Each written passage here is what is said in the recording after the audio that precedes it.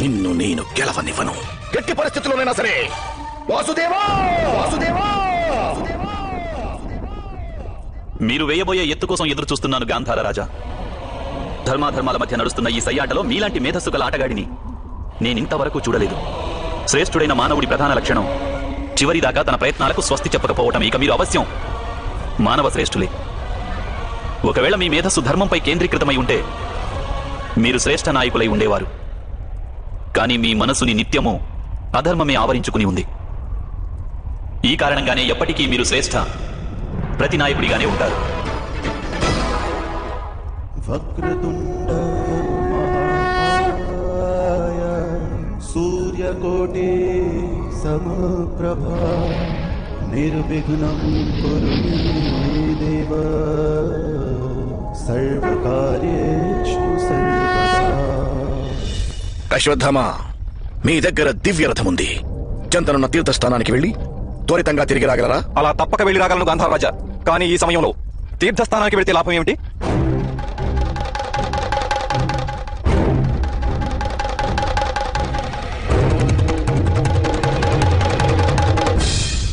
చంతనున్న తీర్థస్థానంలో ఆ మాయదారి కృష్ణుని బంధనం లభించగలదు గురుపుత్ర.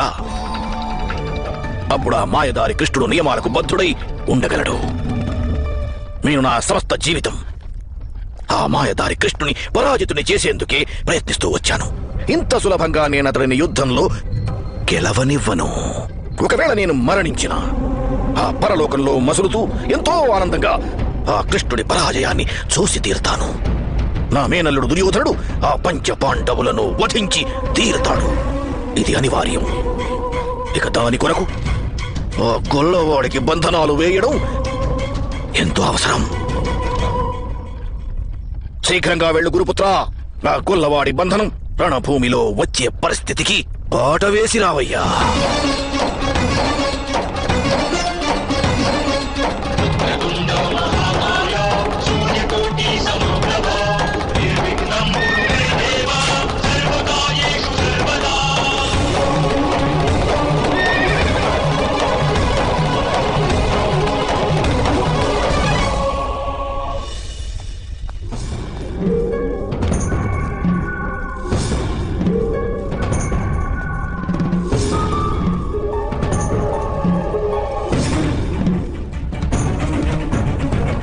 ప్రణామాలు. గాంధార రాజు శకుని మీ కొరకు ఒక సందేశం పంపించారు. మహాశయ బలరామా,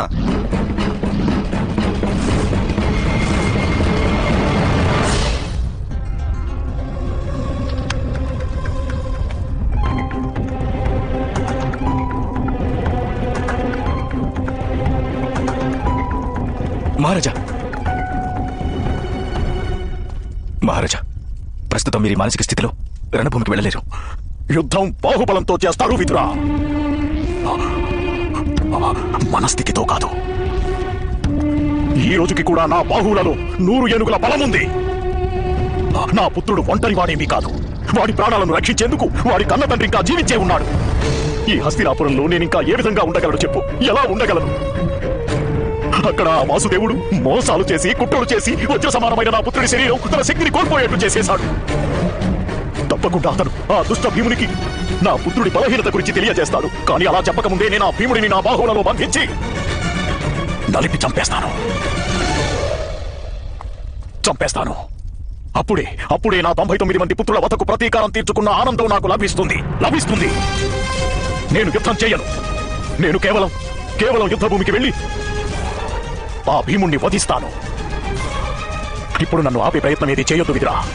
వెంటనే నా రథాన్ని సిద్ధం చేయి. మహారాజా, యువరాజు దుర్యోధనుడిని సంరక్షించేందుకు గాంధారరాజు వేసిన పథకం సఫలమయ్యింది. మహాబలి బలరాముడు వాసుదేవుని ఆపేందుకు కురుక్షేత్రంలో ప్రవేశిస్తున్నారు మహారాజా.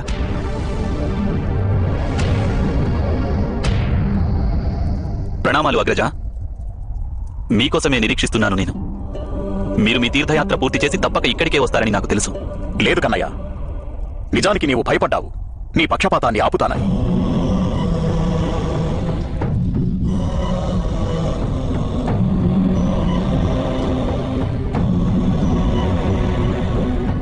పక్షపాతం నేను ఎల్లప్పుడూ చేసే పనే కదా సోదరా. ఎవరైతే నా శరణు కోరి వస్తారో వారిని సంరక్షిస్తానన్న వాగ్దానం నేను సృష్టి ఆరంభంలోనే చేశాను. అందరినీ సమాన దృష్టితో చూస్తానన్న వాగ్దానం కూడా చేశాడు శ్రీ మహావిష్ణువు. ప్రతి ఒక్కరిని సమాన దృష్టితోనే నేను చూస్తుంటాను అగ్రజ. ధర్మాన్ని ఆచరించే వారికి ప్రతిఫలమిస్తాను, అధర్మం చేసే వారిని దండిస్తుంటాను. భేదభావం నాకు లేనే లేదు. కానీ మానవావతారం ఎత్తిన మనం మానవతా విలువలకు కూడా తప్పక కట్టుబడి ఉండాలి. నీవెత్తిన ప్రతి అవతారంలోనూ ఈ జ్ఞానాన్ని నీవే నాకిచ్చావు. ఈ కారణంగానే నేను నా బ్రహ్మస్వరూపంలో మహావిష్ణు సేవకుడునైన ఆదిశేషుడను. కానీ ఈ లోకంలో నీవి మానవ రూపంలో నన్ను అన్నయ్య అని సంబోధిస్తూ ఎంతో గౌరవిస్తావు. కన్నయ్య, మానవులకు అనుచితమైన ఈ పక్షపాతం ఎందుకు చూపుతున్నావు? సాధారణంగా నదీ ప్రవాహం బండరాళ్ల మధ్య నుండే సాగుతుంది అగ్రజ. కానీ అప్పుడప్పుడు నది ఆ బండరాళ్లనే పగలగొట్టవలసి వస్తుంది అగ్రజ. ఈ సమయమే అలాంటిది. ఒకవేళ పాండవులు పరాజితులైతే నా అవతార ధ్యేయం అసంపూర్ణంగా ఉండిపోతుంది. ఇలాంటి కారణాలు చెప్పి నన్ను ఒప్పించలేవు కన్నయ్య. యుద్ధ భూమిలో నీవు అంగరాజు కర్ణుని వంచావు, పితామహులు భీష్ముడిని వంచావు, గురు ద్రోణుడిని వంచావు. అప్పటికీ నేను నిన్ను ఆపే ప్రయత్నం కూడా చేయలేదు. ఎందుకో తెలుసా? ఎందుకంటే వారందరూ యోధులు, రణభూమిలో నిలుచుని ఉన్నారు. కానీ తపస్విని అయిన ఒక స్త్రీని వంచి నీకు లభించేదేమిటి కన్నయ్య? నీవు చేసిన ఈ ఒక్క వంచనతో మానవులందరూ తపస్సు పట్ల విశ్వాసం కోల్పోతారు, ఈశ్వరుడి పట్ల కూడా విశ్వాసం కోల్పోతారు.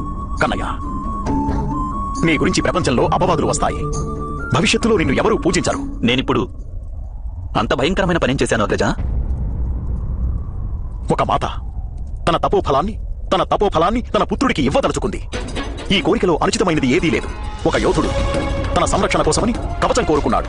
ఇందులో కూడా అనుచితమైనది ఏదీ లేదు. అయినప్పటికీ నీవు దుర్యోధనుడి మనసులో భయాన్ని పుట్టించి అతడి ఒక అంగాన్ని నిర్బలంగా ఉండిపోనిచ్చావు. ఇప్పుడు యుద్ధ భూమిలో ఆ నిర్బలమైన అంగం కేసి సైగ చేసి నీవు భీముడి చేత దుర్యోధనుడిని వధించాలనుకుంటున్నావు. నిన్నిప్పుడు నేను అడిగే ప్రశ్న ఒక్కటే ప్రియ సోదరా. నీవు ఇంత సునాయాసంగానే పరిస్థితులను చక్కదిద్దాలని అనుకుని ఉంటే ఈ హింసాకాండ ఎందుకు జరగనిచ్చావు? మహమ్మారిని మేల్కొల్పి వధించలేకపోయావా? సమాజాన్ని హింసకు గురి చేసి ప్రయోజనం ఏమిటి? నా ప్రశ్నకు సమాధానం చెప్పు. ఈ యుద్ధం ఎందుకు చేయించావు? అగ్రజ, నేను జ్ఞానానికి కారణమైతే మీరు సాక్షాత్తు జ్ఞానమూర్తులు. క్షీరం అనగా పాలలా ధర్మం కూడా ఎంతో స్వచ్ఛమైనది. ఆ క్షీరసాగరమే మీ నివాస స్థలం. మీరు శయ్యగా మారి నాకు విశ్రాంతిని కలుగజేస్తారు, అలాగే గొడుగులా మారి నాకు రక్షణనిస్తారు. మీకు అన్నీ తెలుసు అగ్రజ. నాకేమీ తెలియదు. నా మానవ జన్మ అనురూపంగా నేను అజ్ఞానాన్ని ప్రదర్శించగలను. నా ప్రశ్నకు ఇప్పుడు కూడా నీవు సమాధానం చెప్పడం లేదు సోదరా. ఈ హింసను ఎందుకు జరగనిచ్చావు? మనిషి ఎప్పటి వరకైతే ఒక వస్తువు మూల్యం చెల్లించడో అతనికి ఆ వస్తువు విలువేమిటో అర్థం కాదు. ఈరోజు సమాజం ధర్మ సంస్థాపన మూల్యాన్ని ప్రజల రక్తంతో చెల్లించింది. ఈ ధర్మ వినాశనం ఇప్పుడు సునాయాసంగా జరగదు. కన్నయ్య, ఇదే నిజమైతే ఈ మూల్యాన్ని నీ ప్రియ పాండవులను చెల్లించమని అడగవచ్చును కదా. నీవు మాటి మాటికి వారికే ఎందుకు సహాయపడుతుంటావు? మీ ఆజ్ఞ ఏమిటో సెలవివ్వండి అగ్రజ. విజయానికై నీవు భీముడికి ఏ సంకేతమూ ఇవ్వకూడదు. దుర్యోధనుడి నిర్బలమైన అంగం గురించి ఎవరితోనూ చర్చించకూడదు. కన్నయ్య, యుద్ధం ముగియనుంది. నేనిప్పుడు కోరుకుంటున్నది ఒక్కటే. కేవలం ఒక్కసారైనా పాండవులు వారంతట వారే ఈ యుద్ధంలో విజయం సాధించే మార్గాన్ని అన్వేషించాలి. శకుని నన్ను ఇక్కడికి ఎందుకు పంపించాడో కూడా నాకు బాగా తెలుసు. నేనిప్పుడు నీకు బంధనంలా వ్యవహరించాలని. కానీ ఆ మూర్ఖుడికి ఒక విషయం తెలియదు. ఈ బలరాముడు స్వయానా నీ సేవకుడని. కేవలం ఈ మానవ రూపంలో నేనిప్పుడు నీ అగ్రజుడిగా ఒక పాత్రను పోషిస్తున్నాను. చూడు కన్నయ్య, ఇప్పుడు నేను యుద్ధ నియమాల ఉల్లంఘన గురించి నీతో చర్చించడానికి రాలేదు. వంచనలు చేశావని నిన్ను నిందించడానికి కూడా రాలేదు. అదంతా జరిగిపోయింది. కానీ ఒక్క విషయం ఆలోచించు. మానవులంతా ఏమనుకుంటారు? సాఫల్యం సముపార్జించడానికి కేవలం నీ కృప ఉంటే సరిపోతుందనుకోరా? అంటే పురుషార్థం పట్ల, పరిశ్రమ పట్ల ప్రజలకు విశ్వాసమే సమసిపోదా? వారు పురుషార్థాన్ని త్యజిస్తారు. అందుకే ఓ వాసుదేవ కృష్ణ, ఈ మానవ రూపంలో నీ అగ్రజుడిగా అవతరించిన నేను నిన్ను ఆదేశిస్తున్నాను. మానవాళి శ్రేయస్సు కోసం పురుషార్థాన్ని పునఃస్థాపించు.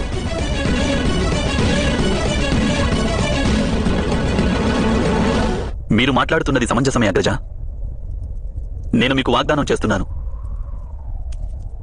ఈ ద్వంద్వ యుద్ధంలో నేను వారికి ఎటువంటి సహాయము అందించను. పాండవులను వారి మార్గాన్ని స్వయంగా అన్వేషించుకొనిస్తాను.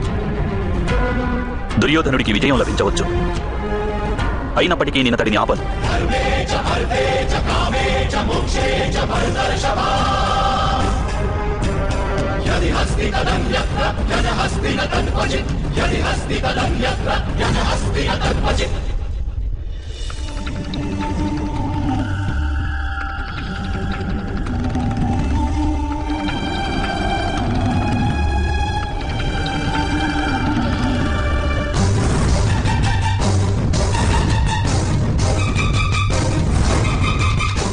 గాంధార్ రాజా, దుర్యోధనుడు కోలుకుంటారు కదా? నా పథకానికి తిరుగులేదు గురుపుత్ర.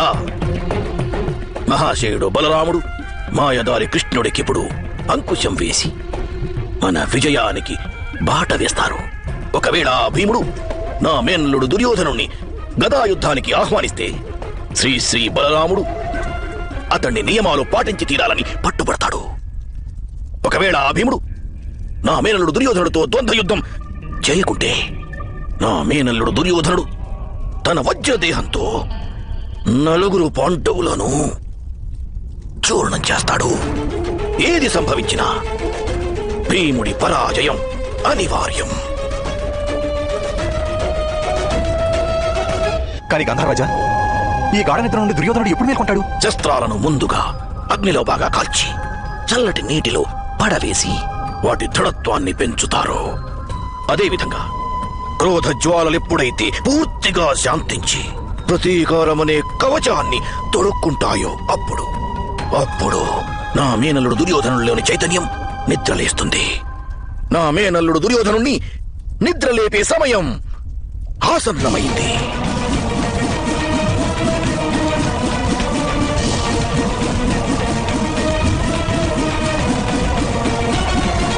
దాడి చేయండి.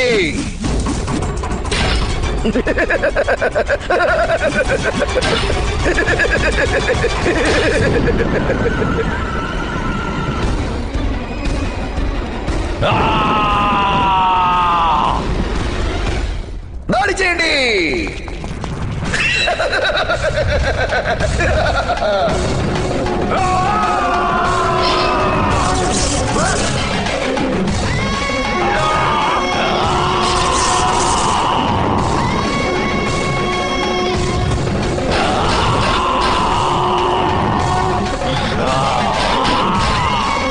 మేనల్లుడా, ఇప్పుడు జ్వాలలు శాంతించాయి. ఇప్పుడు ఈ కవచం అభేద్యమైన మేనలుడా, అభినందనలు అందుకో.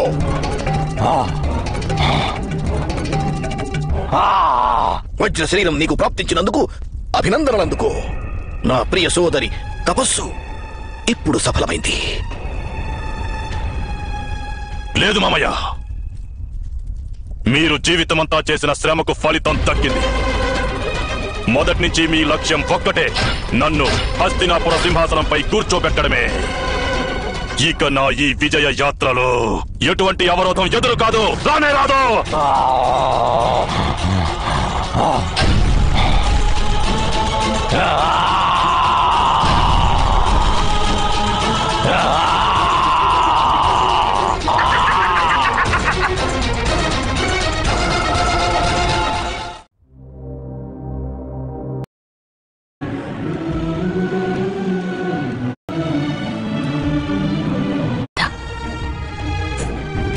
ఈశ్వరుని శక్తి మన బలం కాదు, మన సంకల్పం. గోవిందుని సంకల్పమే వానికి శక్తినిచ్చింది. కనుకనే గోవర్ధన పర్వతాన్ని తన చిటికిన వేలుపై నిలిపాడు. ఆ ప్రకారంగా మీ సంకల్పమే మీకు బలాన్నిస్తుంది. మీరు ఈ యుద్ధాన్ని అంతం చేయగలరు. ఈ యుద్ధం మన నుండి అనేక బలిదానాలు తీసుకుంది. ఆ బలిదానాలకు స్వస్తి చెప్పే సమయం ఆసన్నమైంది. ఈ విధ్వంసాన్ని అంతం చేయవలసిన సమయం వచ్చింది. మీరు వాగ్దానం చేయండి నాథ, రేపు తప్పక ఈ బలిదానాలన్నింటినీ పూర్తిగా అంతం చేస్తానని. దుర్యోధనుని వధిస్తేనే నీ బాధ అంతం అవుతుంది. ధర్మ సంస్థాపనకై ఈ యాత్రకు ఆరంభం నాడు ఆ ద్యూత సభలోనే జరిగింది. ఇదే రణభూమిలో రేపు అది అంతం కానుంది. నీ జీవితంలో రేపటి నుండి ఓ నూతన అధ్యాయం ప్రారంభమవుతుంది పాంచాలి. నీవు హస్తినాపురి సామ్రాజ్ఞిగా మారి హస్తినాపురికి ప్రయాణం అవుతావు. మన పుత్రుడు హస్తినాపురి భవిష్యత్తును తీర్చిదిద్దుతారు. ఆ తర్వాత హస్తినాపురిలో మళ్ళీ ధర్మం రాజ్యం చేస్తుంది.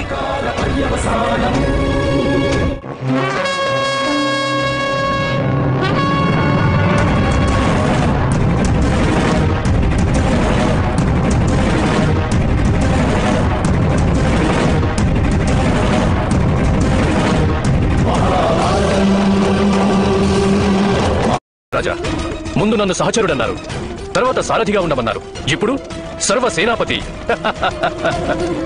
మీ అందరికీ ఉన్నట్టుండి నా మీద నమ్మకం పుట్టుకొచ్చినట్టుంది. ఇంతలా మీరు నన్ను గౌరవిస్తున్నారు. మద్రరాజా, మేము నియమించింది మీ గౌరవార్థం కాదు, మేము దండించేందుకు ఈ రోజు రణభూమిలో అందరికంటే ముందు మిమ్మల్ని వధిస్తాను. 17 రోజులుగా మీరు చేసిన అవమానాలకు తగిన దండన మీకు ఈ రోజు లభించనున్నది. వెళ్ళండి మద్రరాజా, వెళ్ళండి. సర్వసేనాపతిగా మీరు రణభూమికి వెళ్ళి మీ మేనల్లుళ్ల చేతిలో మృత్యువును వరించండి. మృత్యువు ప్రతి మనిషికి ప్రాప్తిస్తుంది యువరాజా. ఇప్పుడు మీ మృత్యువు కూడా మీకై నిరీక్షిస్తోంది. ఈ రోజు మీతోనూ ఈ గాంధార రాజుతోనూ కలిసి స్వర్గానికి వెళ్లే అవకాశం లభిస్తుంది.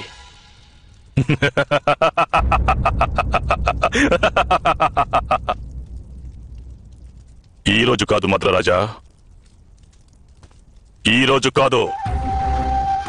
ఈ రోజున మీ మేనల్లుళ్ళు వారి సోదరులు స్వర్గానికి ప్రయాణమవుతారు. ఈ రోజు నుండి నేను అజయుణ్ణి. నేను ఇక నేను జీవించి ఉండగా నా మేనమామకు ఎటువంటి హాని జరగనివ్వను. మద్రరాజా, జీవిత నియమమిది.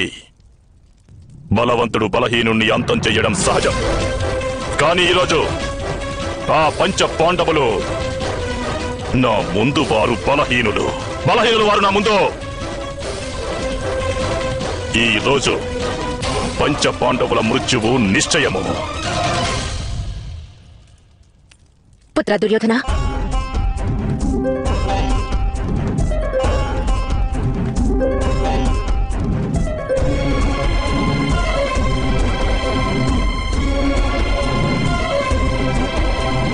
నీకు విజయం చేకూరాలని ఆశీర్వదిస్తూ నేను నా విజయాన్ని అభిలషిస్తున్నాను పుత్ర. నీవు జీవించి ఉంటే నాకు విజయం లభించినట్లే. మృత్యువు కేసి అడుగువేనని నీవు నాకు వాగ్దానం చేయి పుత్ర.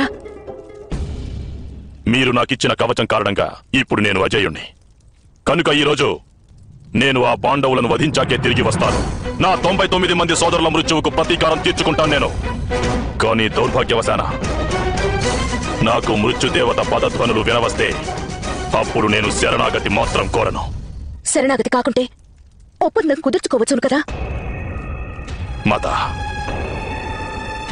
ఒప్పందం చేసుకునేవాణ్ణైతే మరి నేను యుద్ధం ఎందుకు చేస్తాను? నా మనసులో ఉన్న అభిలాష ఒక్కటే, ఆ పంచ పాండవుల మృత్యువు. నేను ప్రతిజ్ఞ చేశాను, ఆ పంచ పాండవుల మృత్యు సమాచారం నా చెవులతో వినేటంత వరకు అంతవరకు నేను నా ప్రాణాలను త్యజించను అని. మాత, మీరు దిగులు పడకండి. మీ ఈ పుత్రుడు ఈ రోజు అవశ్యం విజయుడిగానే తిరిగి వస్తారు.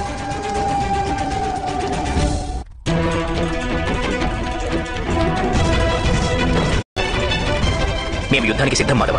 విజయానికి సిద్ధంగా ఉన్నామని అర్జున. ఈ రోజు మనకి విజయం నిశ్చయం.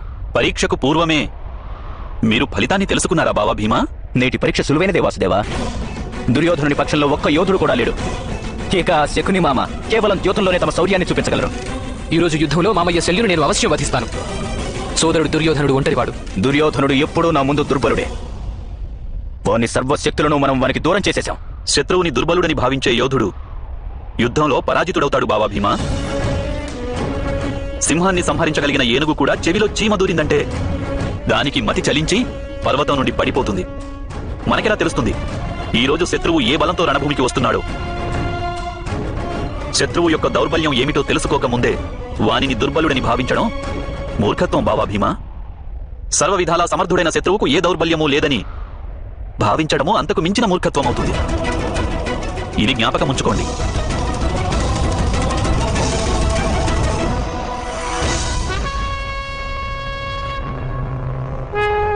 యుద్ధం 18వ రోజు.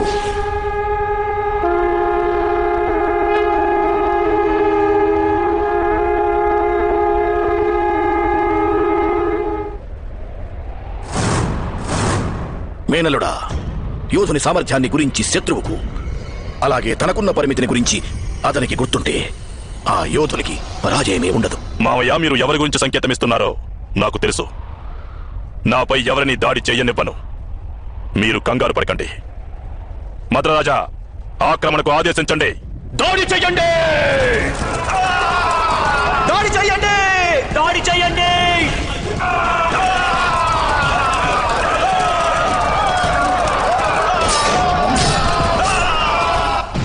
భీమా, ఈ రోజు ఈ రణభూమిలో నిన్ను రక్షించగలిగిన వారెవ్వరూ లేరు. ఈ రోజు నీవు నా చేతుల్లో మరణించడం నిశ్చయం. నీవు పాంచాలని వివస్త్రను చేయమని ఏ క్షణాన్ని ఆదేశించావో వాస్తవానికి నాకు మృత్యువు ఆ క్షణానే వచ్చింది దుర్యోధన. నాడు ధర్మం నన్ను బంధించింది. ఈ రోజు ఆ హస్తినాపురి ద్యోత సభ లేదు, అలాగే ఇప్పుడు నన్ను ఏ ధర్మము బంధించలేదు దుర్యోధన. ఈ రోజు నా ముందు నీవు, నీ ముందు నేను. ఎటువంటి మోసమూ లేదు, ఎటువంటి వంచన లేదు. నీ 99 మంది సోదరుల మృత్యువును నీవు చూసావు కదా దుర్యోధన. ఇప్పుడు స్వయంగా నీ కళ్ళతోనే నీ మృత్యువును చూసుకో. కాచుకో దుర్యోధన.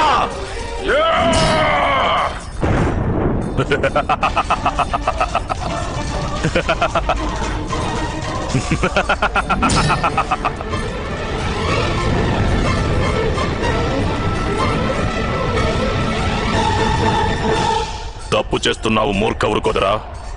మేము 9 సోదరులం ఒకే పిండం నుండి జన్మించాం. మరిచావా?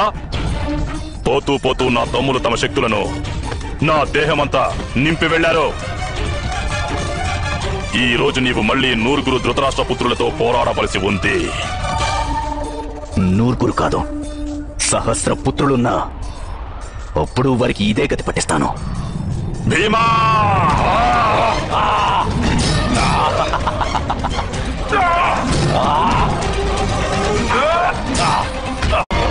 నేను విన్నాను, నీవు 1000 ఏనుగుల బలం కలిగిన మహాబలశాలివని. ఒక ఏనుగుకున్న బుద్ధైనా నీకుంటే నీవు ఈ పాటికే నన్ను ప్రాణభిక్ష కోరి ఉండేవాడివి. ప్రేలాపనలు చాలించు దుర్యోధన. ద్వంద్వ యుద్ధం ఇంకా పూర్తి కాలేదు. అంత ఆగ్రహం ఎందుకు సోదరా భీమా? పరాజయం అంటే భయంగా ఉందా?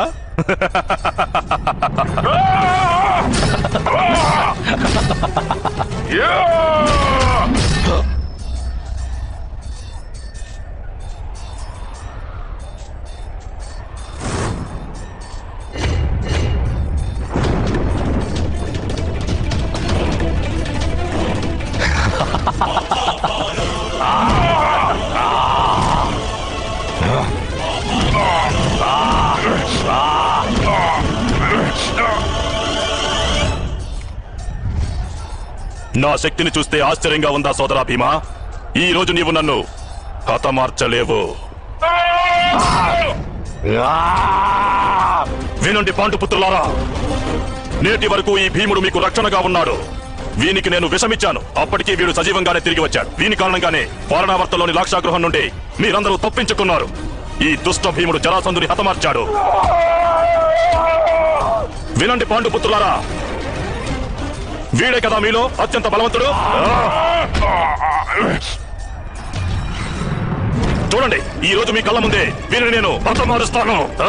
ఇదే నా వాగ్దానం. వీరిని హతమార్చక ముందు మీలో ఎవరిని నేను వధించదలుచుకోలేదు. చూడండి పాండవులారా, ఎలాగూ వీడు మరణించగానే మీరందరూ మరణించడం తథ్యం. చూస్తున్నారా? అత్యంత బలవంతుడైన మీ ఈ సోదరుడు మెల్లమెల్లగా మరణించబోతున్నాడు.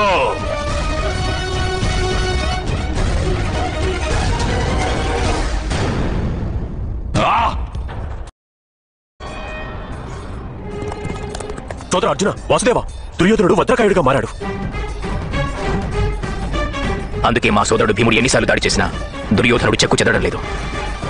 ఈ సమస్య అభేద్యంగా మారింది మాధవ. ఈ సమస్యకు పరిష్కారం స్వయంగా భీమసేనుడే తెలుసుకోవాలి పార్థ. ఇప్పుడు మా సోదరుడు భీముడికి మీ సహాయం అవసరం ఉంది వాసుదేవ.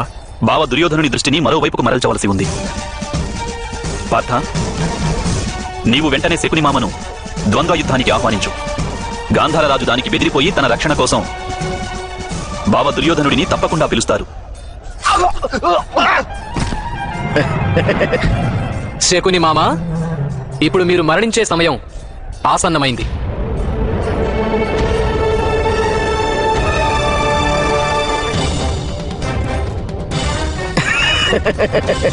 మీరల్లుడా నకులా, నన్ను చంపుతాననే ప్రతిజ్ఞ నీ సోదరుడు సహదేవుడు కదా చేశాడు. మరచినట్టున్నావు. మీ ప్రాణాలు తప్పకుండా మా సోదరుడు సహదేవుని ద్వారానే పోతాయి. మీ మోసం, మీ కపటం, మీ అధర్మం, అలాగే మీ ద్యూత విద్య, ఈ మాలిన్యాలు మీలో కరుడుగట్టి ఉన్నాయి. ఇక వాటిని మేమందరం కలిసి ప్రక్షాళన చేస్తాం.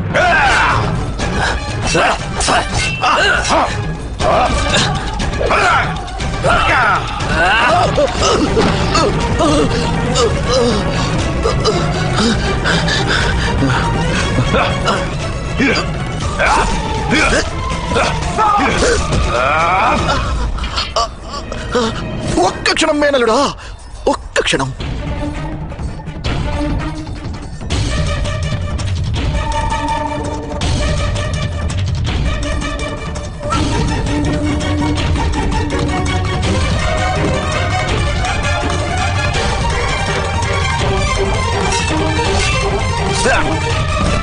మధురాజా, మధురాజా, మధురాజా, మీరు మా సైన్యానికి సర్వ సైన్యాధిపతి కదా. నన్ను రక్షించే బాధ్యత పూర్తిగా మీది. వెళ్ళండి, వెళ్ళి నన్ను రక్షించండి. వెళ్ళండి, వెళ్ళండి. నలుడా నకుల, నాతో యుద్ధం చెయ్యి. చెప్పాలంటే గాంధార మహారాజు సుబలుడు తన పుత్రునికి శకుని అని పేరు పెట్టి చాలా పెద్ద పొరపాటు చేశారు. శకుని అని ఓ వేటాడే పక్షిని అంటారు. వీడు గాంధార పర్వతాలపై నివసించే ఒక రాబందు వీడు. వీడికి వేటాడడం చేత కాదు. చనిపోయిన పశుమాంసం భక్షించి బ్రతుకుతాడు. పారిపోండి గాంధార రాజా. ధన్యవాదాలు మధురాజా.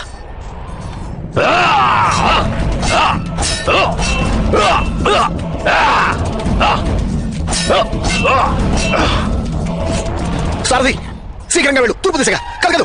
పశ్చిమం, కలగదు. నేరుగా వెళ్ళు, నేరుగా. త్వరగా వెళ్ళు. పోనీ.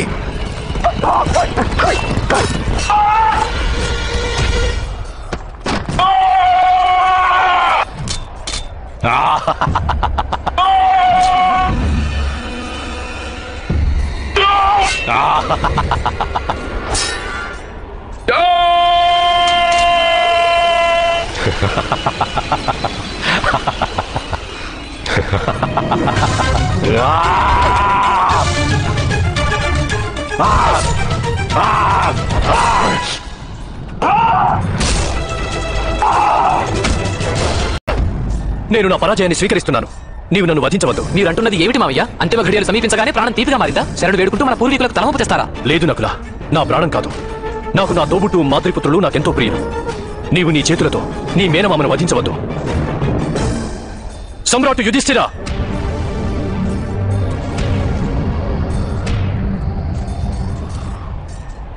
నా ఈ మేనల్లునికి ఈ కళంకం అంటకుండా విముక్తిని చెయ్యండి.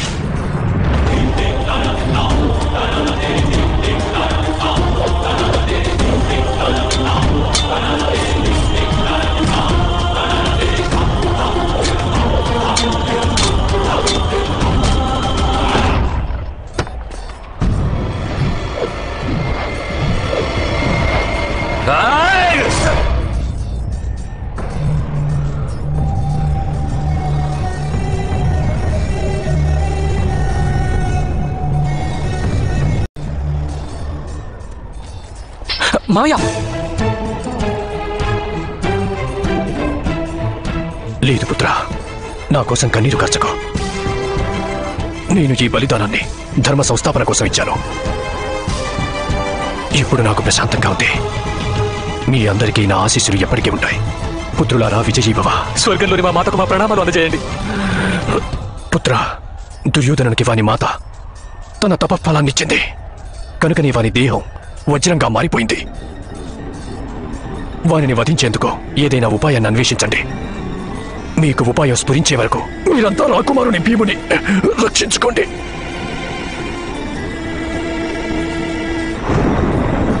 మావయ్య,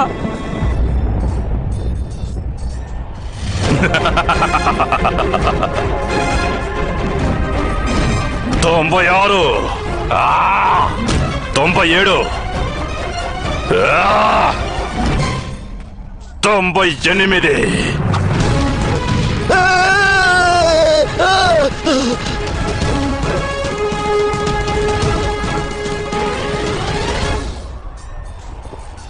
మావయ్య, శకుని, మీరు 2 కళ్ళు మూసుకోవలసిన సమయం వచ్చేసింది.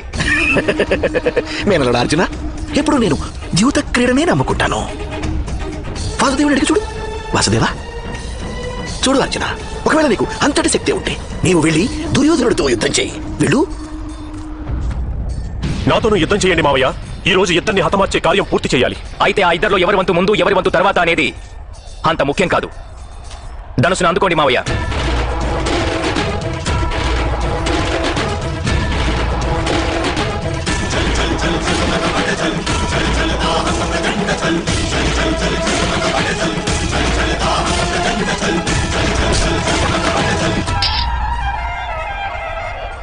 చూడు అర్జున, నా ధనస్సు విరిగిపోయింది. కనుక నేను యుద్ధం చేయలేను కదా. మీ వద్ద ధనుసు లేదా శకుని మామ? పోనీలేండి, నేను ఖడ్గంతో యుద్ధం చేస్తాను.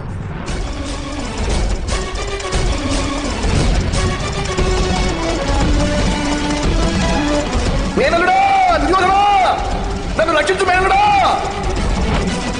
ఈ దుష్ట పాండవుల నుంచి నన్ను రక్షించు మేనలుడా, దుర్యోధనా. తమ పరాజయాన్ని మీ సోదరులు ఎందుకు ఒప్పుకోవలేదు భీమా? మా మేనమామను చంపడం వల్ల మీకు ఎటువంటి లాభము కలగదు. శకుని మామ చనిపోతే మాకెంతో మేలు కలుగుతుంది దుర్యోధన. ఈ లోకానికంతటికి అమితమైన మేలు కలుగుతుంది. కానీ మీరు ఆయన్ని ఎప్పటికీ చంపలేరు. ఇక్కడే ఉండు. భయభ్రాంతుడివై పారిపోవద్దు ఊరుకోదరా భీమా. మా మేనమామను రక్షించి తిరిగి వస్తాను నిన్ను వధించడానికి. అప్పటి వరకు నీవు ఇక్కడే విశ్రాంతి తీసుకుని శక్తి సమకూర్చుకో. నా ప్రతాపాన్ని తట్టుకోవడానికి నీకెంతో శక్తి అవసరం ఉంటుంది భీమా.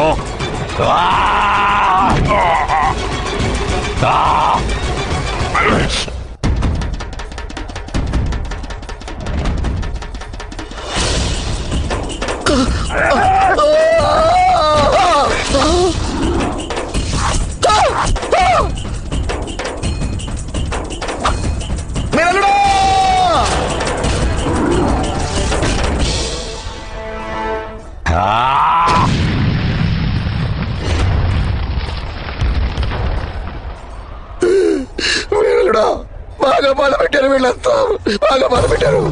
వధించు వీళ్ళందరినీ వేళలుడా, వధించు వీళ్ళందరినీ. అర్జునా, ఈ రోజు నా వజ్రకాయం ముందు నీవు సంధించే బాణాలన్నీ నిరర్థకం. సంధించు బాణం.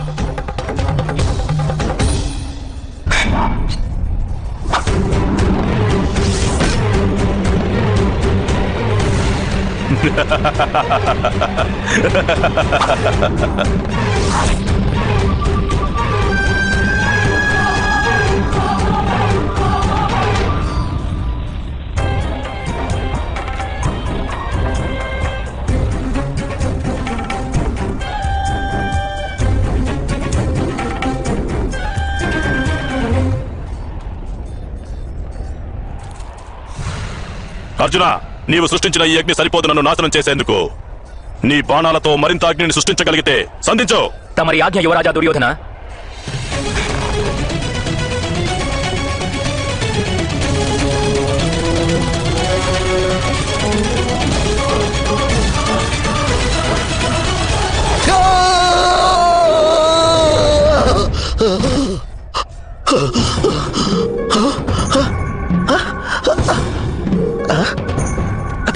దానికై మీరు వెతకనవసరం లేదు.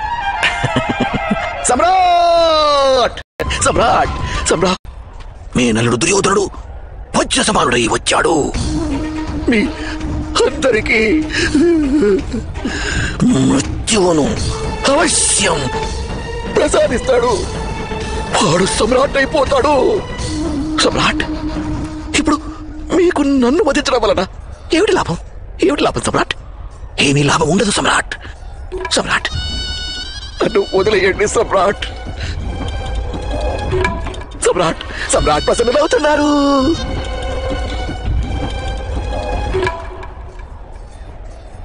లేదు శకుని మామ, మీకు మీ అపరాధాలకు దండన లభించక తప్పదు. అయినప్పటికీ మేము ఈ యుద్ధాన్ని సామ్రాజ్యకాంక్షతో చేయలేదు, న్యాయం కోసం చేశాము. ఎవరికి న్యాయం లభించినా లభించకున్నా మీకు అవశ్యం న్యాయం లభించాలి.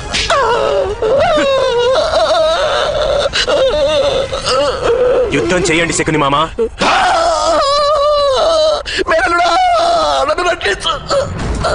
సమ్రాట్ ఇప్పటికీ ప్రసన్నుడు కాలేదు మామయ్య.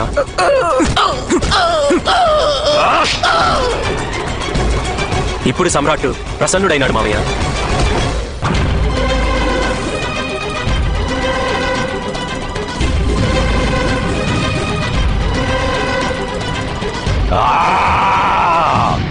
మావయ్య శకునిని మా అగ్రజులు వధిస్తారు. మీకు వారి అంతిమ దర్శనానికి వెళ్ళాలని లేదా? అసంభవం. మహాబలవంతుడు హనుమంతుడి కారణంగా రామచంద్ర ప్రభువు, లక్ష్మణుడు పాతాళ నుంచి తిరిగి వచ్చారు. ఈ వజ్రకాయను ముందు శకుని మామను మీరు హతమార్చలేరు అర్జున. మావయ్య శకుని అవశ్యం హతమారుస్తాము. కానీ తమరు ఏ విధంగా రక్షించగలరు? మీరు నాతో యుద్ధం చేస్తున్నారు కదా.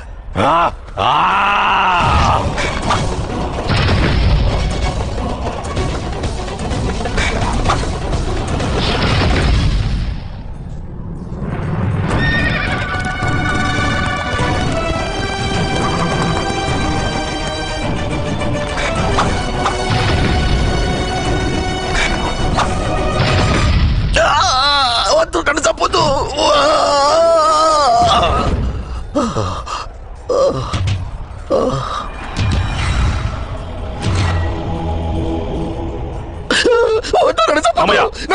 నేను దుర్యోధనుడే. మేనలుడా, పంచ పాండవులు ఒక్కొక్కరుగా బాధిస్తున్నారు. మేనలుడా, నన్ను నీవే రక్షించాలి. నేను వీరుడిని కాను, మేధావిని. పదే పదే నా బుద్ధి కుశలతతో నిన్ను నేను రక్షించాను. ఇప్పటిక నా బాధ్యత నీదే మేనలుడా.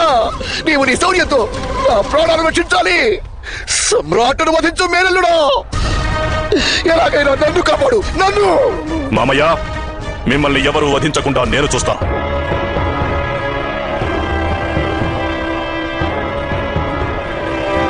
మీరు నా వెనక నిలబడండి. చంపేవాడి.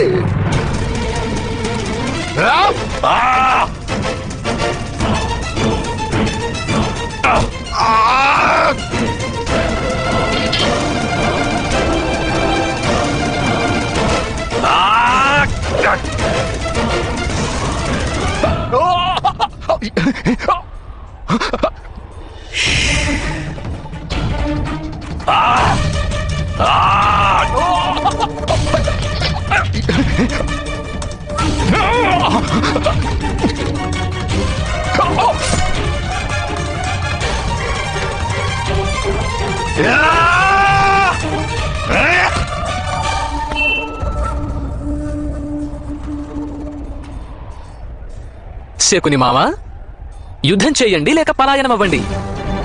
ఈ 2 అవకాశాలు మీకు నేనిస్తున్నాను. కానీ ఇప్పుడు సోదరుడు దుర్యోధనుని రక్షణ మాత్రం మీకు లభించదు.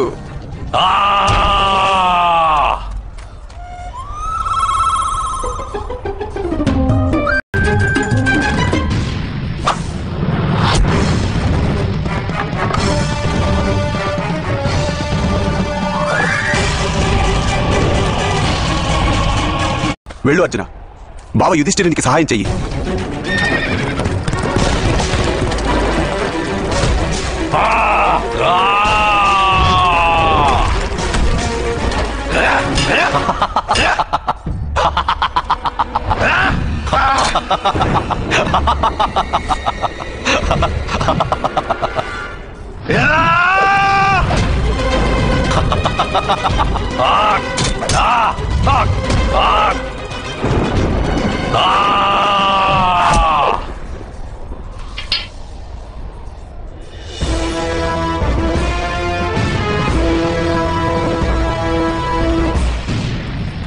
అర్జున, ఈ రోజు నీ శస్త్రాలేవి నన్ను ఆపలేవు. కానీ నా శస్త్రాలు శకుని మామను అతని మృత్యువుకు మరింత దగ్గర చేయగలవు.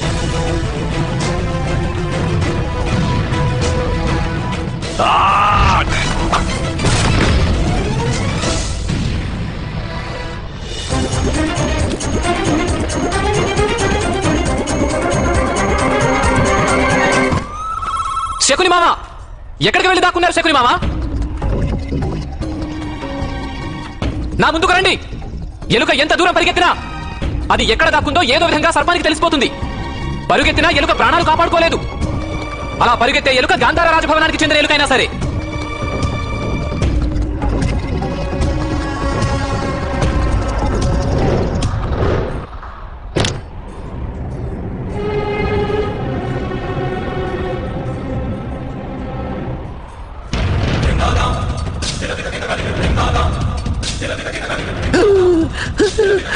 మేనలుడా, రుకోదరా.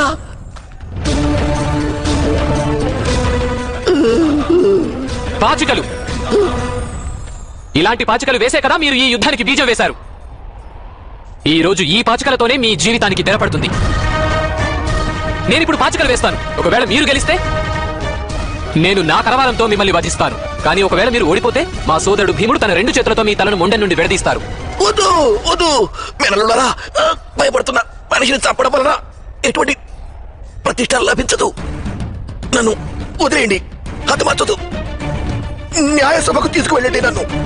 మీరు మీరు నా అపరాధాలకు విచారణ జరిపించండి. న్యాయం కోసం యుద్ధం చేస్తున్నారు. పుత్ర సంప్రదాయాన్ని అనుసరించి యుద్ధం చేయండి. న్యాయ నిర్ణయం చేసేవారు మా జ్యేష్ఠ సోదరులు, కానీ వారిక్కడ లేరు కదా. నేను మీ వంటి వాడిని. దుష్టుణ్ణి, దుర్మార్గుణ్ణి.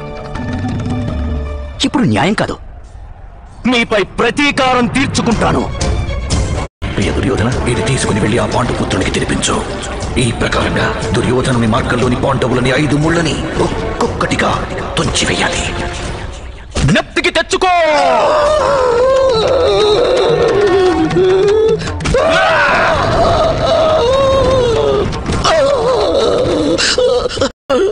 నాడు వారణావర్తంలో లాక్షాగృహాన్ని నిర్మించమన్నారు. సమయం ఆసనమైంది మేనలుడా. వారణావర్తంలోని భవనంలో మన 5 శత్రువులు ఏకీకృతమవుతారు. ఆ భవనంలోనే నీకు యువరాజసూయ యజ్ఞం జరుగుతుంది. మర్చిపోయారా శకుని మామ? కాండవ ప్రస్థంలో నాడు తక్షకుడితో కలిసి మీరు పథకం వేశారు. 1,00,000 గోవులు ఇంద్రప్రస్థానికి వెళ్తున్నాయి నగర పూజ కోసమని.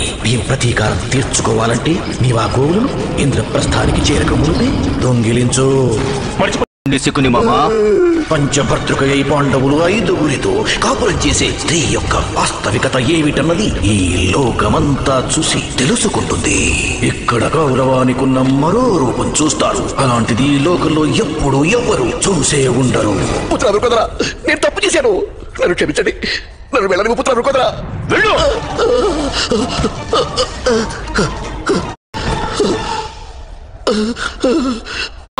మీరు ఇలా చేయడం న్యాయం కాదు. నిశస్త్రుడిపై పరాక్రమం చూపరాదు. శస్త్రాన్ని ఇవ్వండి నాకు. ఇవ్వండి శస్త్రాన్ని. తీసుకోండి మావయ్య, శస్త్రాన్ని అందుకోండి.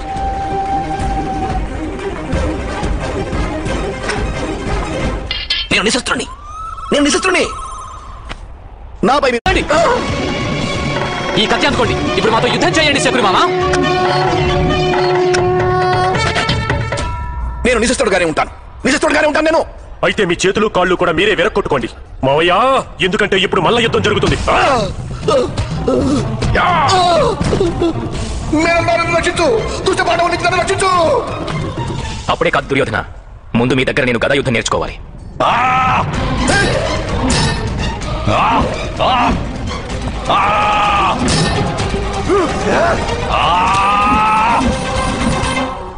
ఇది చాలా పాత పద్ధతి కదా సోదరా, ఏదైనా కొత్తదుంటే నేర్పించండి.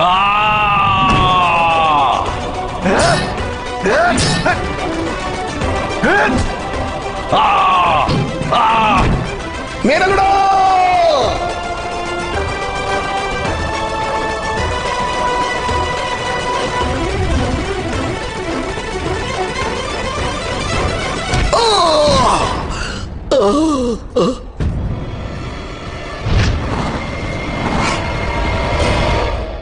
మేనలుడా, మేనలుడా.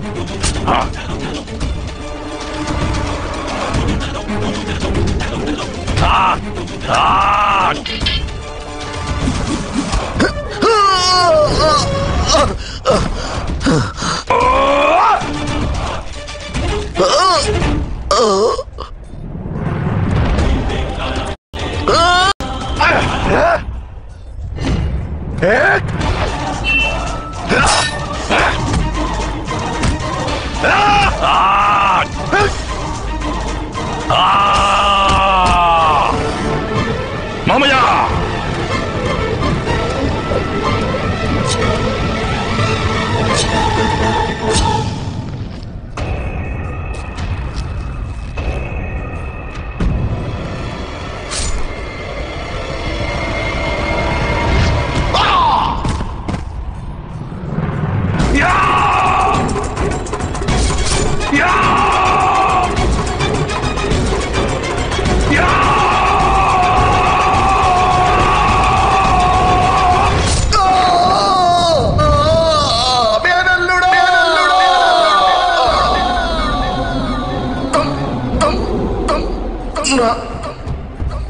ప్రియ సోదరి.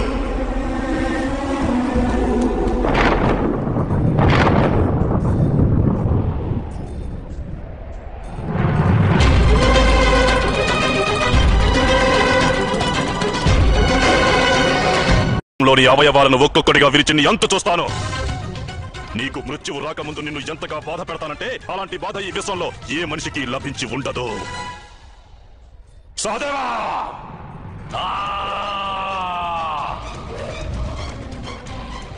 దుర్యోధన!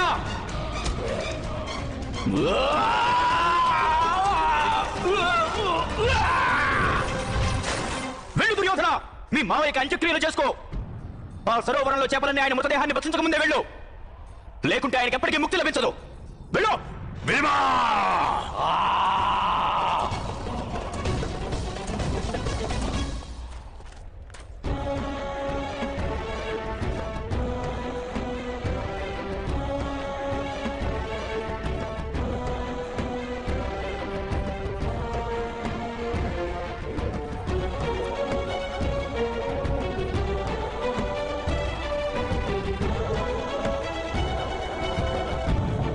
అప్పుడే దానికి సమయం రాలేదు నకులా.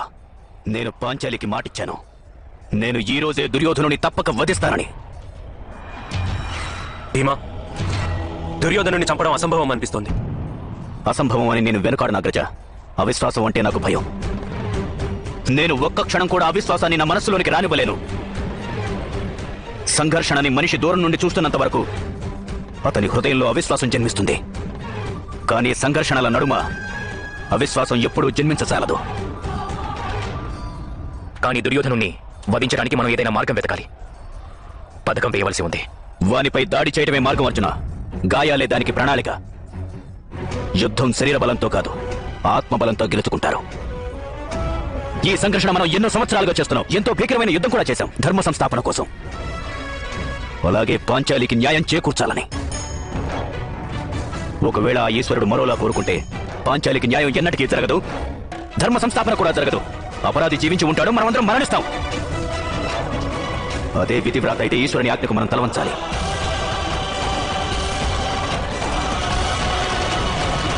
మనకు ఈశ్వరుని ఆజ్ఞను వ్యతిరేకించి దానిలో పరివర్తన తెచ్చేందుకు ఎటువంటి అధికారం లేదు.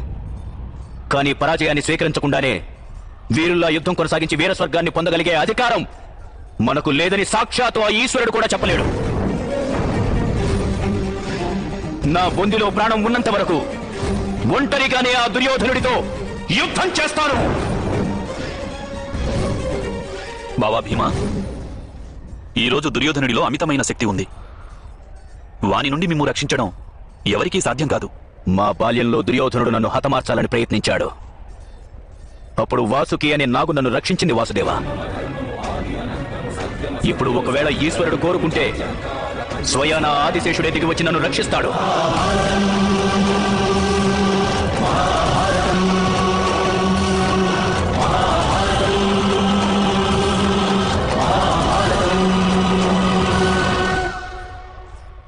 నిజంగా నీవు సమర్థుడివైతే బయటికి రా దుర్యోధన.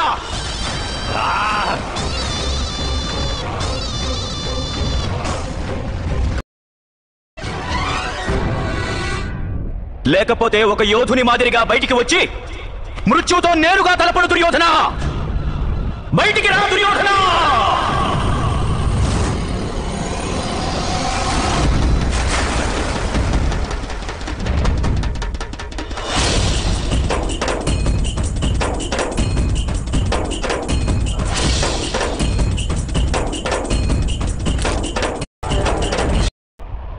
ఈ రోజు నేను మీ అందరినీ హతమార్చి వారికి న్యాయం చేస్తాను. నేను ప్రతిజ్ఞ చేస్తున్నాను, మేము నేను అంత సులువుగా చంపను. ప్రతిరోజు ఒక్కొక్క పాండుపుత్రుణ్ణి హతమారుస్తాను. మీ పుత్రులను ఒక్కొక్కరిని వెతికి వెతికి మృత్యువడిలోకి చేరుస్తాను. నేను ఆ కులనాశని మీకు సంబంధించిన వారందరినీ నాశనం చేస్తాను. నేను ఆ రాజ్యాలలోని ప్రజలను కూడా హతమారుస్తాను. నేను విధ్వంసాన్ని సృష్టిస్తాను. నేను భీమా, నీ అంతిమ సమయంలో మృత్యుభీతిని నీ కళ్లలో ప్రత్యక్షంగా నేను చూడాలి. నీవు మృత్యువుకై యాచిస్తూ మరణించాలి. ఈ రోజు సంధ్యా సమయానికి సూర్యాస్త సమయంతో పాటుగా నీ దేహం నుండి నీలోని అంతిమ శ్వాస బయటకు వెళ్తుంది భీమా. రా, యుద్ధం చేయి నాతో. అందుకో దుష్ట దుర్యోధన. దుర్యోధన!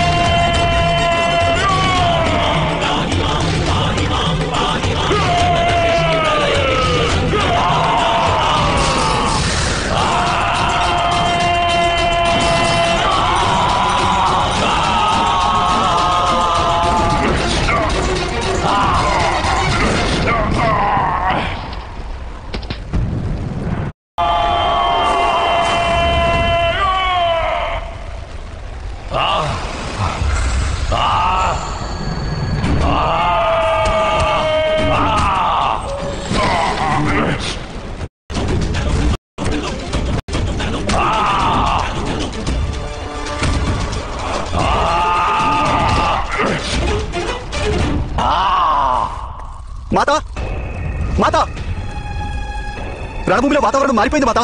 ఇంతవరకు సాగిన మన విజయ పరంపర ఉన్నట్టుండి పరాజయం వైపు వెళ్తోంది మాతా. ఏం జరిగింది పుత్ర? ఇలా అశుభం మాట్లాడుతున్నావు ఎందుకు? చిన్న తండ్రి దుర్యోధనుడి శరీరం వజ్రంగా మారింది మాతా. వారిపై ఏ అస్త్రం వేసినా ఏ ప్రభావం ఉండడం లేదు. చిన్న తండ్రి భీముడు వారి దాడికి అత్యంతగా గాయపడ్డారు మాతా. ఇంతటి మార్పు అకస్మాత్తుగా ఎలా వచ్చింది? అవశ్యం గోవిందునికి సంకటాన్ని కలిగించే మార్గం తెలిసి ఉంటుంది. సహాగాని ఇవ్వకూడదని ఆదేశించారు మాతా. వారు నిస్సహాయులు.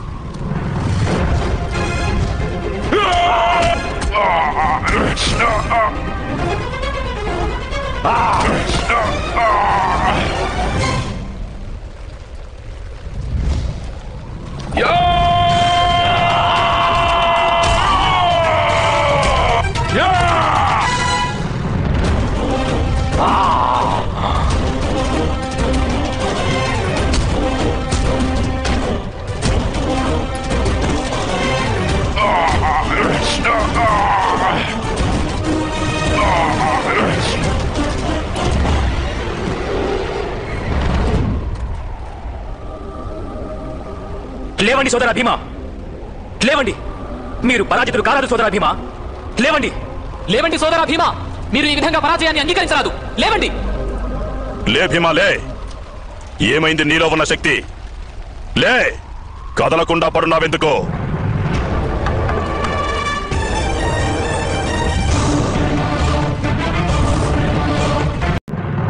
బలం యొక్క స్వభావం స్ఫూర్తి. బలం చెలించకుండా ఉంటే అది నష్టమైపోతుంది.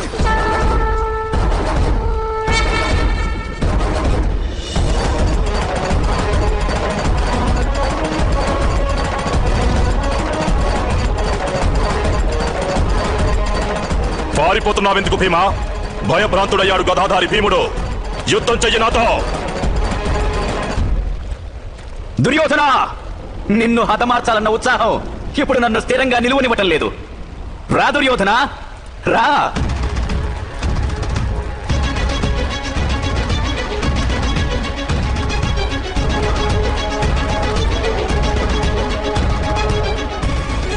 రా దుర్యోధన,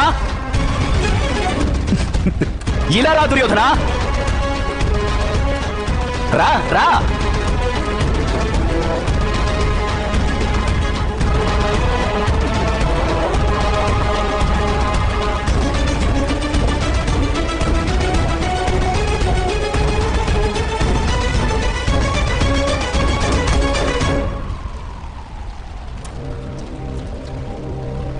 యుద్ధం చెయ్యి భీమా, యుద్ధం చెయ్యి నాతో. ఇప్పుడు నేను చేస్తున్నది యుద్ధమే దుర్యోధన. నీవే వృక్షం ఆసరాతో నిల్చున్నావు. ఇలాగే ఇంకొంతసేపు నిల్చుని ఉంటే లోకులు నీవు ఒక తాపసివని భావిస్తారు.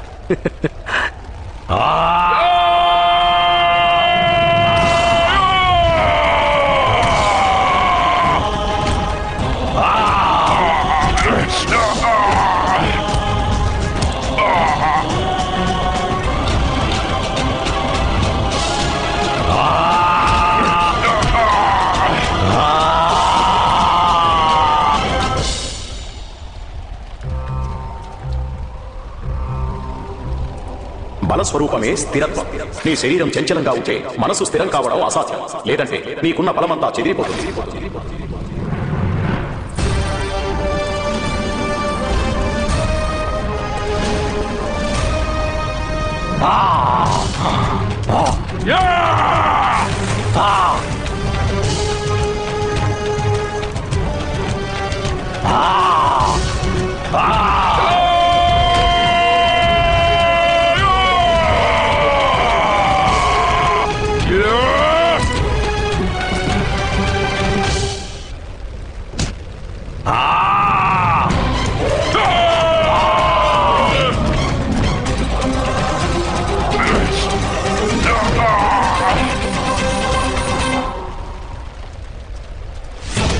బలానికి ఆధారం సర్వగ్రాహ్యత. అంటే నీ నలుదిశలా ఏం జరుగుతుందో అదంతా ఒక్క క్షణంలో చూసి అర్థం చేసుకోగలిగే యోగ్యత. మనిషికి ఏదైనా కనబడకుండా వినబడకుండా ఉంటే అది ఆ మనిషి దౌర్బల్యంగా మారుతుంది.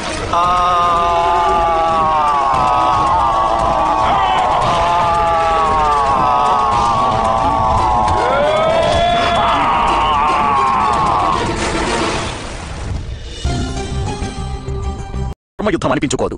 మీకు ధృతరాష్ట్ర పుత్రులంటే ఇంతటి ప్రేమ ఎందుకు మహాబలి?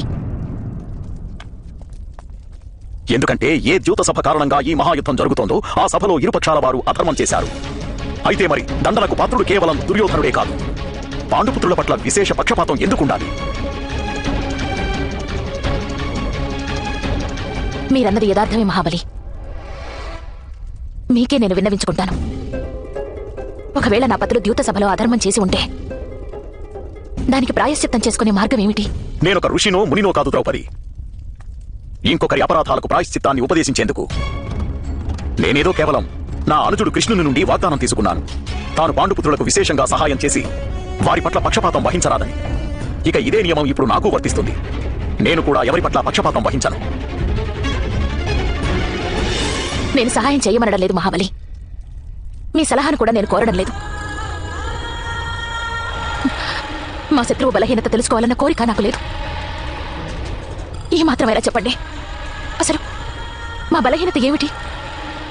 ఇన్ని విజయాలు సాధించినప్పటికీ ఉన్నట్టుండి మేము పరాజయం పాలవడం ఏమిటి?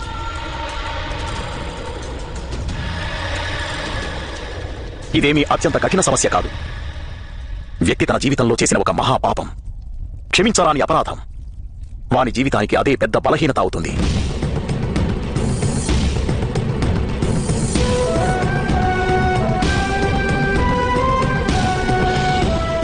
ధన్యవాదాలు మహాబలి. మాకు విజయ మార్గాన్ని చూపినందుకు ధన్యవాదాలు. ప్రణామాలు.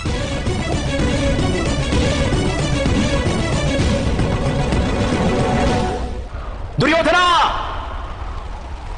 నీ శరీరం అంతా వజ్రంగా మారిపోయింది కదా. అయినప్పటికీ నీవు దాక్కోవడం తప్పటం లేదు.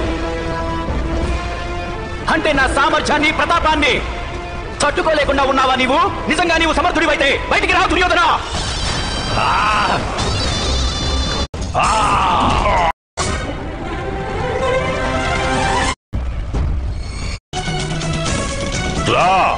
రావే కులనాశని ద్రౌపది. నీ భర్త ప్రాణాలు ఇప్పుడు నా చేతిలో పోవడాన్ని చూడు. లే. గోవింద, పాండుపుత్రుల విజయం కోసం నీవు ఎంతో సంఘర్షణ ఎదుర్కొన్నావు. మరి ఈ రోజు వారి విజయాన్ని పరాజయంగా మార్చదలుచుకున్నావా? నేను నిస్సహాయుణ్ణి సఖి. అగ్రజుని ఆదేశం ఉచితమే. మనిషి ఎప్పుడూ తన విజయాన్ని తన పురుషార్థం వలననే సంపాదించుకోవాలి. కనుక మీరందరూ మీ విజయాన్ని మీ పురుషార్థంతోనే సంపాదించుకోవాల్సి ఉంది. భార్యాభర్తలు ఇరువురు ఒకే ఆత్మగా భావిస్తారు గోవింద. నా భర్తకు నేను అవశ్యం సహాయం చేస్తాను. అవశ్యం. వాస్తవానికి నేను నీకోసమే నిరీక్షిస్తున్నాను సఖి. ఈ యుద్ధంతో సంబంధం నీకు ఉంది. ఇప్పుడు నీ సహాయం లేకపోతే ఈ యుద్ధం పూర్తి కాదు సఖి. ఆర్యపుత్రులారా, ఈ యుద్ధానికి సంకల్పం మీరు ఐదుగురు కలిసి తీసుకున్నారు కదా. అయితే యుద్ధం ఆర్యపుత్రుడు భీముడే చేస్తున్నారు ఎందుకు? నాకేదో శుభశకునం కనిపిస్తుంది పాంచాలి. నీవిప్పుడు దుర్యోధనుడి బలహీనతల గురించి రహస్యం తెలుసుకున్నావని. అవును ఆర్యపుత్ర. చూడు దుర్యోధన, లోకంలో మనిషి యొక్క తల్లిదండ్రుల కర్మ వానికి ఎంత రక్షణ కలిగించినప్పటికీ మనిషికి తను చేసిన పాపం వాని బలహీనతగా మారక తప్పదు. నీవు నీ జీవితంలో చేసిన మహాపరాధమే నీ పాలిట బలహీనత అవుతుంది. నాకు ఎటువంటి బలహీనత లేదు. నేను అందరికంటే శక్తిమంతుణ్ణి.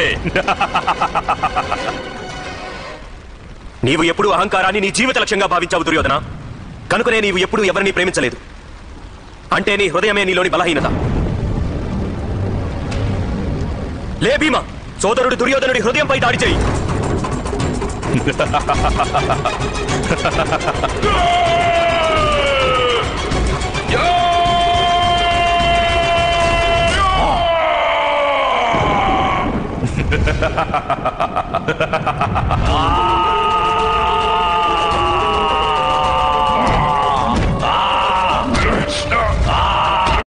ప్రాణమిత్రులను, నా ధర్మపత్నిని, నా పిల్లలను నేను ప్రేమించాను యుధిష్ఠిరా.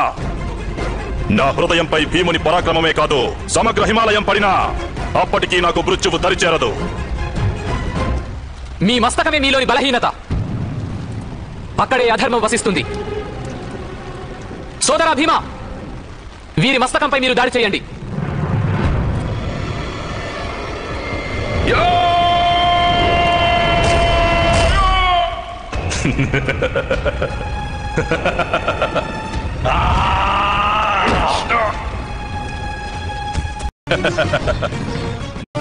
యువరాజా దుర్యోధన, మీరు మన పూర్వీకులకు తలవంపుడు తెచ్చారు.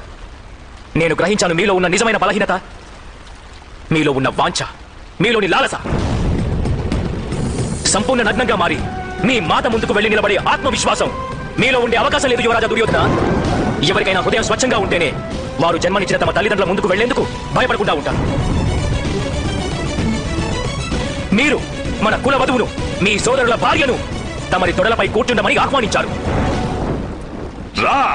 ద్రౌపది, వచ్చి నా తొడపై కూర్చో. అదే జీవితంలో మీరు చేసిన మహాపాపం.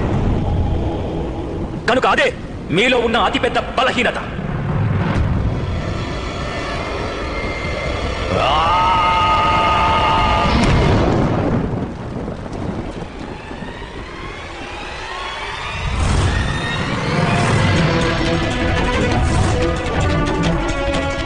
వెళ్ళి ఆ దాసి ద్రౌపదిని సభలోనికి తీసుకునిరా. ఆ తలబిరుసు స్త్రీ నా ఆదేశాన్ని స్వీకరించనంటే నీవు తనను చుట్టు పట్టుకుని ఈడ్చుకుంటూ ఇక్కడికి తీసుకునిరా. దాసి ద్రౌపది, రా, వచ్చి నా తొడపై కూర్చో.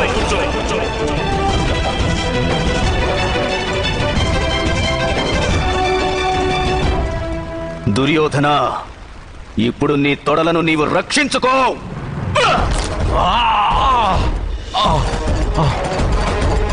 భీమా, నీవు గదాయుద్ధ నియమాలకు విరుద్ధంగా యుద్ధం చేస్తున్నావు భీమా.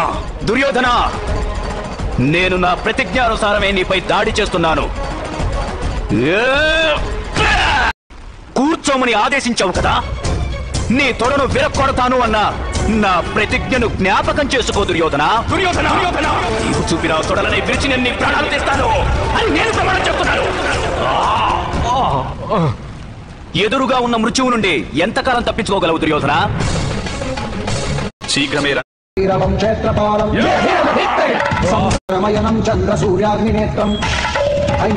అతి త్వరలో రణభూమిలో ధర్మజ్వాల రగులుతుంది. సమస్త కురువంశము భస్మమైపోతుంది.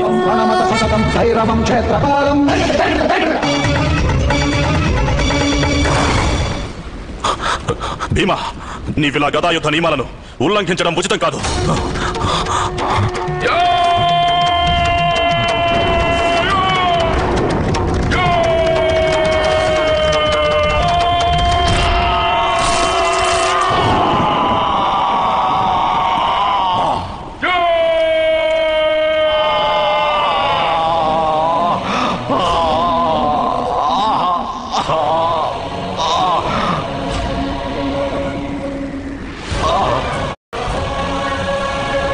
దుర్యోధన,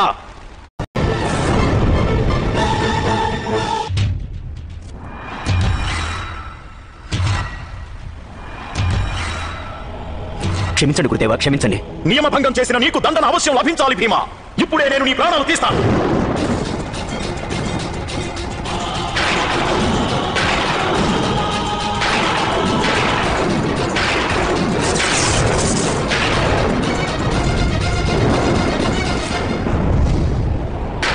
లేచి నిలబడి నాతో యుద్ధం చెయ్యి భీమా. గురుదేవా, మీరు నన్ను ఆదేశిస్తే తక్షణం నా ప్రాణాలు త్యజించగలను. లేదు భీమా, నిన్ను హతమార్చి నీ రక్తంతో నా నాగలిని అభిషేకిస్తాను. లేచి నాతో యుద్ధం చేయి. గురుదేవా, మీరు విధించే దండనను నేను స్వీకరిస్తాను. కానీ నేను మీతో యుద్ధం చేయలేను. ఇదే నీ నిర్ణయం అయితే నీ ప్రాణాలు త్యజించేందుకు సిద్ధంగా ఉండు. అగ్రజ,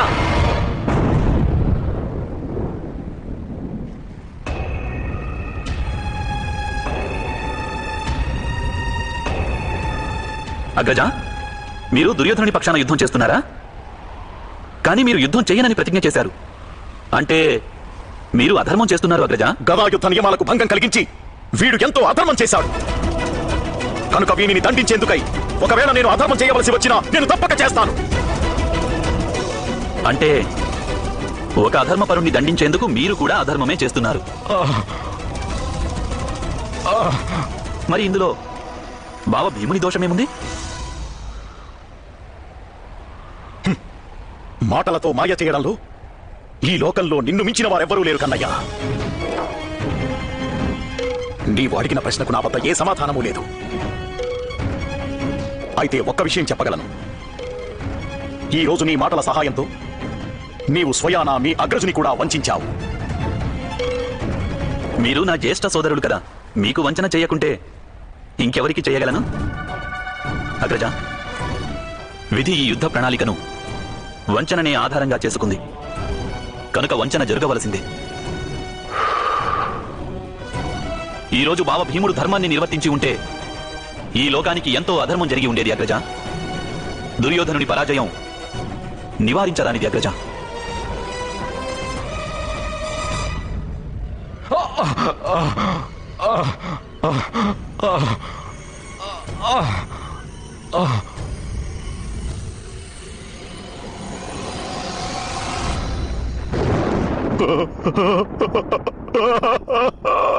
నా పుత్రుడు దీపం ఆరిపోయింది విదురా, దీపం ఆరిపోయింది.